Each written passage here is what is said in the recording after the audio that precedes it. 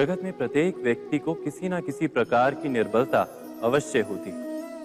जैसे कोई बहुत तेजी से दौड़ नहीं पाता तो कोई अधिक भार नहीं उठा पाता, कोई असाध्य रोग से पीड़ित रहता है तो कोई पढ़े हुए पाठों को स्मरण में नहीं रख पाता। ऐसे अनेकों उदाहरण और भी हैं।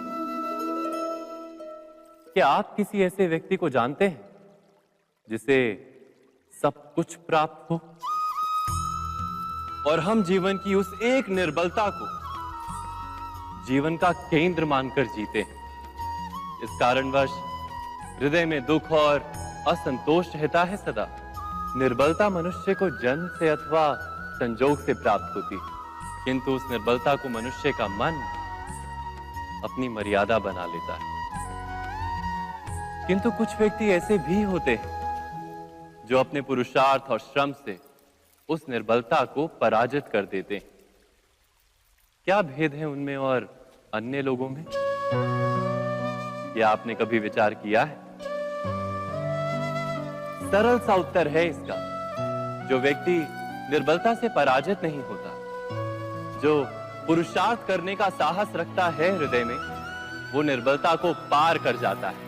अर्थात निर्बलता अवश्य ईश्वर देता है, किंतु मर्यादा मनुष्य का मन ही निर्मित करता है।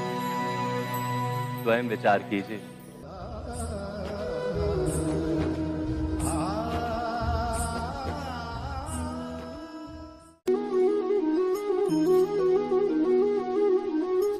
भविष्य का दूसरा नाम है संघर्ष।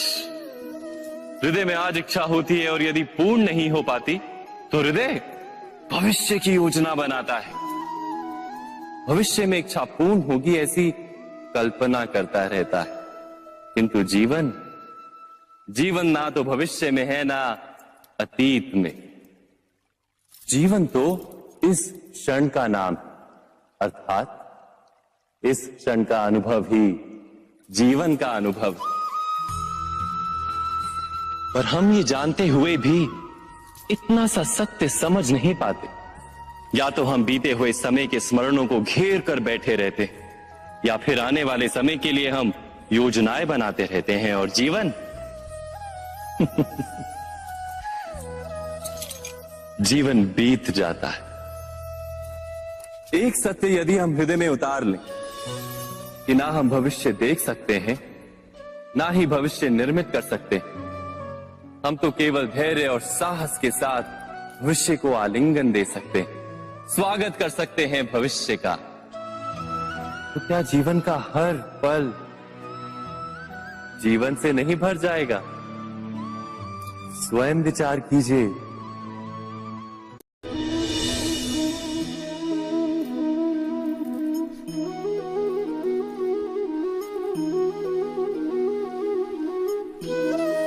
ज्ञान प्राप्ति सदा ही समर्पण से होती है, यह हम सब जानते हैं। किंतु समर्पण का वास्तविक महत्व क्या है? क्या हमने कभी विचार किया? मनुष्य का मन सदा ही ज्ञान प्राप्ति में विभिन्न बाधाओं को उत्पन्न करता है। कभी किसी अन्य विद्यार्थी से ईर्ष्या हो जाती है, कभी पढ़ाए हुए पाठों पर संदेह जन्मता है और कभी गुरु द्वारा दिया गया दंड मन को अहंकार से भर देता है। नहीं, क्या ऐसा नहीं होता? न जाने कैसे कैसे विचार मन को भटकाते हैं और मन की इसी अयोग्य स्थिति के कारण हम ज्ञान प्राप्त नहीं कर पाते। मन की योग्य स्थिति केवल समर्पण से निर्मित होती है। समर्पण मनुष्य के अहंकार का नाश करता है। ईर्ष्या, महत्वाकांक्षा आदि भावनाओं को दूर कर हृदय को शांत करता है और मन को एकाग्र करता है। वास्तव में ईश्वर की सृष्टि में ना ज्ञान की मर्यादा है, ना ज्ञानियों की। गुरु दत्तात्रेय ने तो गाय और श्वान से भी ज्ञान प्राप्त कर लिया था। अर्थात विषय ब्रह्म ज्ञान का हो या जीवन के ज्ञान का या गुरुकुल में प्राप्त होने वाले ज्ञान का, उसकी प्राप्ति के लिए गुरु से अधिक महत्व है उस गुरु के प्रति हमारा समर्पण। क्या यह सत्य नहीं?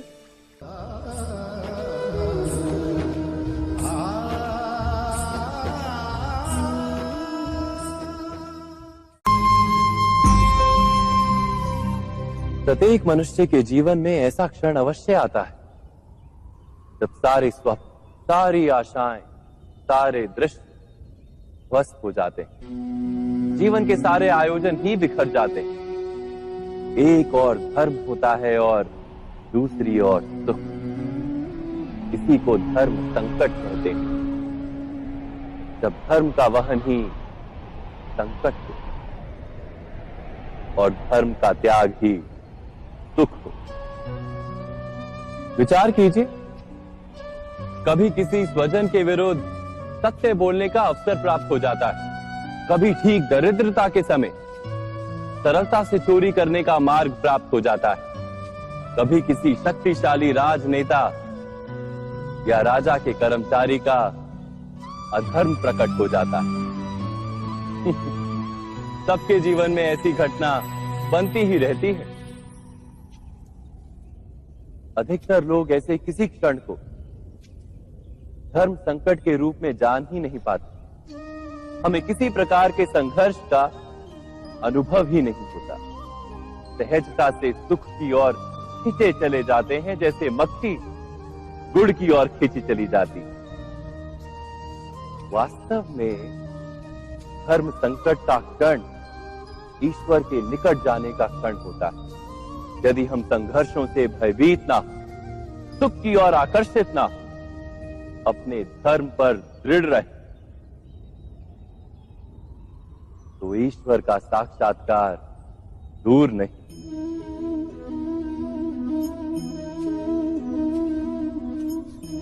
पवन से युद्ध करने वाला पत्ता यदि पेड़ से गिरता है तो भी आकाश की ओर उठता है। पवन से झुकने वाली घास वहीं भूमि पर रह जाती। अर्थात धर्म संकट से यदि हम संकट को ही टाल दें तो सुख तो मिलता है, जीवन बढ़ता है, किंतु क्या चरित्र नहीं टूटता? क्या आत्मा दरिद्र नहीं हो जाती? क्या ईश्वर से अंतर नहीं हो जाता? स्वयं विचार कीजिए। दो व्यक्ति जब निकट आते हैं तो एक दूसरे के लिए सीमाएं और मर्यादाएं निर्मित करने का प्रयत्न अवश्य करते हैं। हम यदि सारे संबंधों पर विचार करें तो देखेंगे कि इन सारे संबंधों का आधार यही सीमाएं हैं जो हम दूसरों के लिए निर्मित करते हैं। और यदि अनजाने में भी कोई अन्य व्यक्ति इन सीमाओं को तोड़ता है तो उसी क्षण हमारा हृदय क्रोध से भर जाता है। इन सीमाओं का वास्तविक रूप क्या है? क्या हमने कभी विचार किया? सीमाओं के द्वारा हम दूसरे व्यक्ति को निर्णय करने की अनुमति नहीं देते। अपना निर्णय उस व्यक्ति पर थोपते, अर्थात किसी की स्वतंत्रता का अस्वीकार करते हैं। और जब स्वतंत्रता का अस्वीकार किया जाता है तो उसका हृदय दुख से भर जाता है। और जब वो सीमाओं को तोड़ता है तो हमारा हृदय क्रोध से भर जाता है। क्या ऐसा नहीं होता?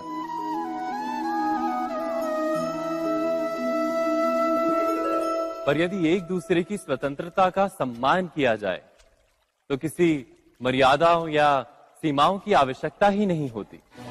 अर्थात जिस प्रकार स्वीकार किसी संबंध का देह है, क्या वैसे ही स्वतंत्रता किसी संबंध की आत्मा नहीं? स्वयं विचार कीजिए। सबके जीवन में ऐसा प्रसंग अवश्य आता है कि सत्य कहने का निश्चय होता है हृदय में, किंतु मुख से सत्य निकल नहीं पाता। कोई भय मन को घेर लेता है। किसी घटना अथवा प्रसंग के बारे में बात करना या फिर स्वयं से कोई भूल हो जाए उसके बारे में कुछ बोलना, क्या ये सत्य है? नहीं, ये तो केवल तथ्य है। अर्थात जैसा हुआ था वैसा केवल बोल देना सामान्य सी बात है। किंतु कभी कभी उस तथ्य को बोलते हुए भी भय लगता है। कदाचित किसी दूसरे की भावनाओं का विचार आता है मन। दूसरे को दुख होगा ये भय भी शब्दों को रोकता है। तो ये सत्य क्या है? क्या हमने कभी विचार किया है? जब भय रहते हुए भी कोई तथ्य बोलता है तो वो सत्य कहलाता है। वास्तव में सत्य कुछ और नहीं, केवल निर्भयता का दूसरा नाम है।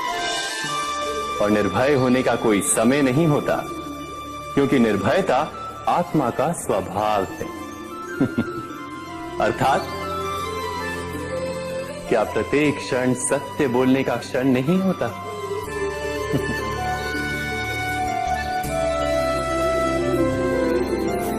स्वयं विचार कीजिए।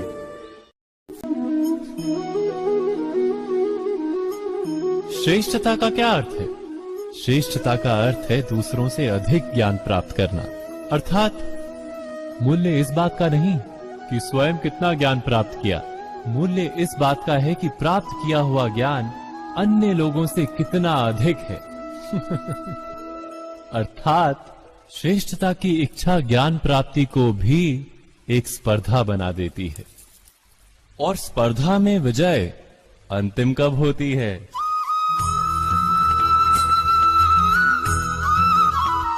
कुछ समय के लिए तो श्रेष्ठ बना जा सकता है, किंतु सदा के लिए कोई श्रेष्ठ नहीं रह पाता।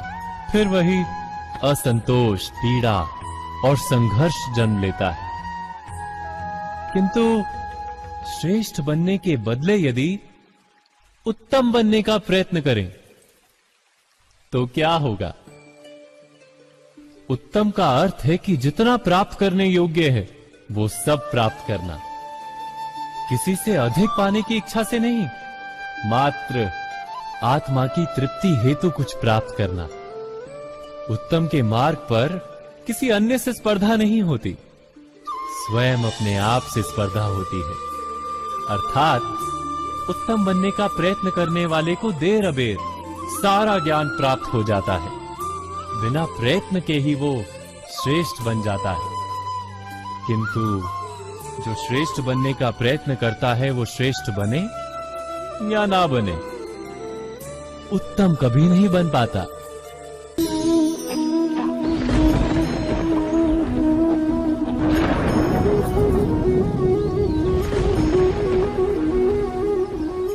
सपनों और पूर्वाभासों के आधार पर हम भविष्य के सुख दुख की कल्पना करते हैं। भविष्य के दुख का कारण दूर करने के लिए हम आज योजना बनाते हैं।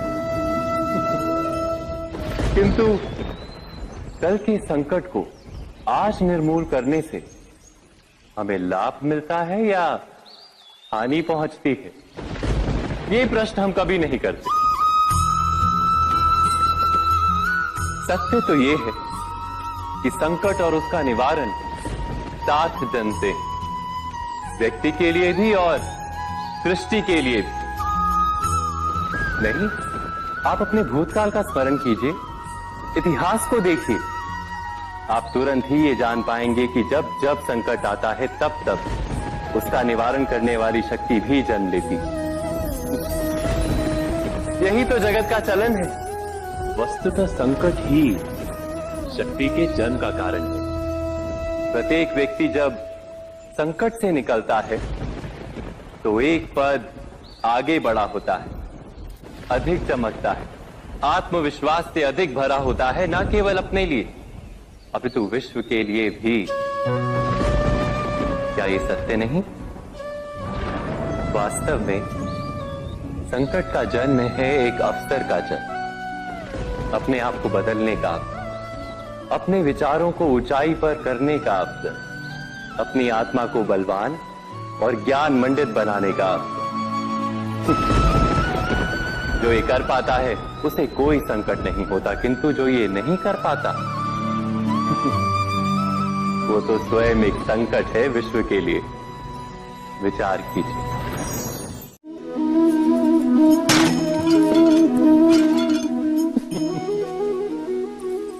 कभी कभी कोई घटना मनुष्य के जीवन की सारी योजनाओं को तोड़ देती और मनुष्य उस आघात को अपने जीवन का केंद्र मान